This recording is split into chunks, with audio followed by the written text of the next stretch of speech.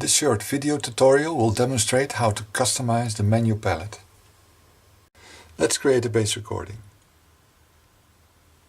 After installing iXplain, the menu palette only contains one page with the drawing tools to select the color and the stroke thickness. The menu palette is always visible and can be dragged around to a place where it's convenient. The visibility can be toggled through the menu. Sometimes it might be convenient to have, for example, the slide list available without going to the menu first. To show you what I mean, I'm going to add a slide. First draw the number 1 to indicate the first slide. We go to the slide list in the menu, press the plus sign. We're now in the second slide.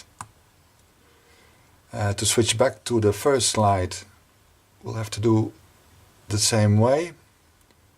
Select the first slide. Now we're going to add the slide list to the menu palette. For that, we go to the settings, select Customize Palette. Here you can see there's only one page in the palette. To add another page, we're going to press the plus sign, select the slides item, drag it over here. And now we see that there are two pages. By pressing the arrow, we can loop through the different pages. If we go back to the slide, we see that the slide list is now in the menu palette. Also here we can loop through the different pages of the palette. And here it is easy navigating between the two slides without going through the menu first. To add a slide, just press the plus sign.